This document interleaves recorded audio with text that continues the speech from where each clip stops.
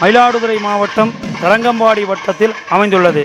இத்திருக்கோயில் சுமார் 1800 வருடத்திற்கு முன்பு விஜயநகர பேரரசர் காலத்தில் விஜயநகர மன்னருடைய போர்ப்படை தளபதியான விஜய ரகுநாத நாயக்கர் மூலமாக அவருடைய காலத்தில் எழுப்பப்பட்ட திருக்கோயிலாகும். மன்னார்குடியில் எழுந்தருளியிருக்கும் ராஜகோபால சுவாமியைப் போலவே அந்த சுவாமியை அபிமான தலமாக கொண்டு இந்த அனந்தமங்கலத்திலும் ராஜகோபால சுவாமி செங்கமலவத்தாயார் பசுமாடு கன்றோடு கோமாதாவோடு எழுந்தருளி சேவை சாதிக்கிறார். இத்திருக்கோயிலில் எழுந்தருளிக்கும் விசேஷமான சுவாமி ஸ்ரீ திருநேத்திர தசபுஜ வீர ஆஞ்சநேய சுவாமி. திருநேத்திரம் என்றால் 3 கண்கள். இந்த ஆஞ்சநேய சுவாமி 3 கண்களுடன் சேவை சாதிக்கிறார்.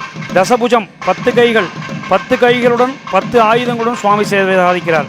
ஆஞ்சநேயருக்கு பின்புறம் தோள்களில் ஸ்ரீ பெரிய திருவடியான கருடாழ்வாருடைய இறக்கைகளும் உண்டு.